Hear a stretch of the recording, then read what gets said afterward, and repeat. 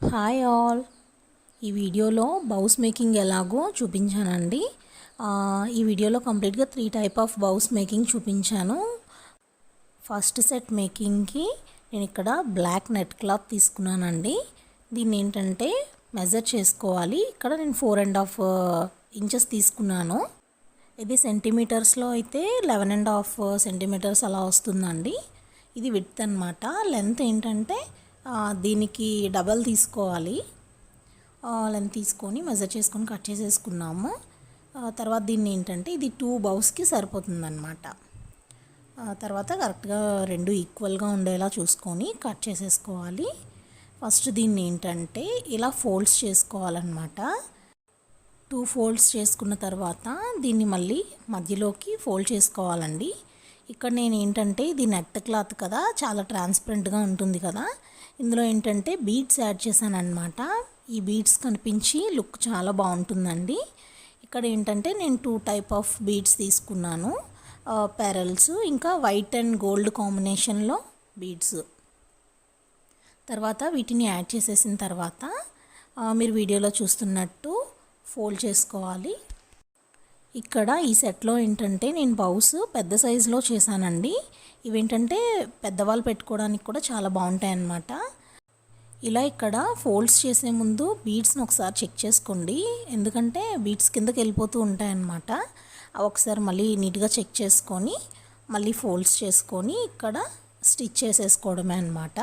ఇక్కడ గ్లూ కూడా అంటించుకోవచ్చు, కాకపోతే గ్లూ డ్రై అవ్వడానికి చాలా టైం పడుతుంది. ప్లస్ గ్లూ అయితే కొంచెం త్వరగా ఊడిపోతుంది అన్నమాట. స్టిచ్ అయితే చాలా స్ట్రాంగ్గా ఉంటుంది, కాబట్టి మనం ఇక్కడ స్టిచ్చే వేసుకున్నాము. ఇప్పుడు బౌస్ చాలా ట్రెండింగ్లో ఉన్నాయి కదా, పిల్లలే కాకుండా పెద్దవాళ్ళు కూడా యూస్ చేస్తున్నారు. బౌకి చుట్టూ ఇలా నీట్గా స్టిచ్చెస్ వేసేసుకోవాలండి, అప్పుడే చాలా స్ట్రాంగ్గా ఉంటుందన్నమాట.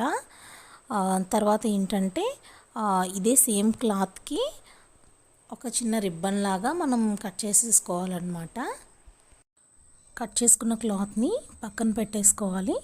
ఫస్ట్ ఈ స్టిచ్చింగ్ కంప్లీట్ అయిపోయిన తర్వాత మీరు ఇప్పుడు వీడియోలో చూస్తున్నట్టు రిబ్బన్ని ఇలా చుట్టేసుకోవాలన్నమాట. ఎందుకంటే మనం ముందు వేసిన స్టిచ్చెస్ బయటకు కనబడకుండా అన్నమాట, నీట్గా ఉంటుంది ఈ రిబ్బన్ చుట్టేస్తే. 2-3 రౌండ్స్ రిబ్బన్ని చుట్టేసుకున్న తర్వాత లాస్ట్లో గ్లూతో అంటించేయాలన్నమాట. ఇది ఆరడానికి ఏంటంటే మనం క్లిప్స్ ఉంటాయి కదా, అవి ఏమైనా పెట్టి అంటిస్తే సరిపోతుంది, అవి డ్రై అయిపోతాయి అన్నమాట. ఇక్కడ గ్లూ ఏంటంటే ఫెవిక్రిల్ యూస్ చేసామండి. ఇదేంటంటే డ్రై అవడానికి ఎక్కువసేపే పడుతుంది, కాబట్టి అలా క్లిప్ పెట్టేసి అవి పక్కన పెట్టేసుకుందాం. తర్వాత ఏంటంటే సెకండ్ బౌస్ మేకింగ్ చూద్దామండి. ఇక్కడ నేను ఏంటంటే పింక్ కలర్ నెట్ క్లాత్ తీసుకున్నాను.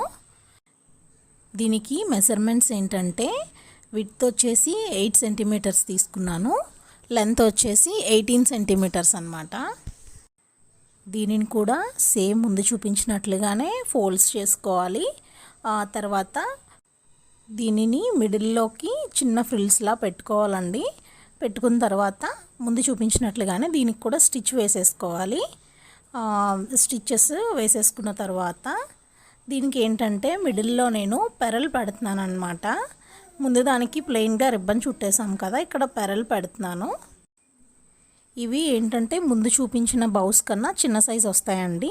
ఇది ఏంటంటే తక్కువ హెయిర్ ఉండే పిల్లలు ఉంటారు కదా, వాళ్ళ హెయిర్కి చాలా బాగా సెట్ అవుతాయి అన్నమాట. ఇవి మేకింగ్ చాలా సింపుల్గా చూపించేశాను కదా. తర్వాత బ్యాక్ సైడు ఇలా క్లిప్స్ పెట్టేసుకొని గ్లూ అప్లై చేసి అంటించేసుకోవాలి. తర్వాత దీన్ని డ్రై అవనివ్వాలన్నమాట. నెక్స్ట్ ఏంటంటే థర్డ్ బౌస్ సెట్ మేకింగ్ చూపిస్తానండి. దీనికి ఏంటంటే ఇక్కడ ఏంటంటే గోల్డ్ కలర్ క్లాత్ తీసుకున్నానండి. ఇది కూడా దీని మెజర్మెంట్స్ ఏంటంటే సేమ్ అన్నమాట, ఇందాకలానే 8 సెంటీమీటర్స్ విడ్త్, 18 సెంటీమీటర్స్ లెంత్ అన్నమాట. తర్వాత సేమ్ ఫోల్డ్స్ చేసుకొని స్టిచ్ వేసేసుకోవాలి.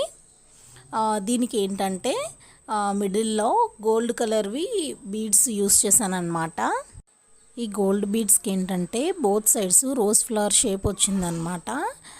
ఈ బీడ్స్ ఎక్కించేసుకొని సేమ్ స్టిచ్ వేసేసుకున్నాము. అంతే అండి, థర్డ్ బౌస్ సెట్ కూడా ఇప్పుడు మనకి రెడీ అయిపోయింది. మనం ఇప్పుడు 3 బౌస్ సెట్స్ చాలా క్విక్గా ఈజీగా సింపుల్గా మేక్ చేసేసుకున్నాం కదా. ఈ వీడియో కనుక మీకు నచ్చినట్లయితే please like, share and subscribe to my channel అండి. అలాగే వెళ్ళే ముందు గంట కొట్టేయండి.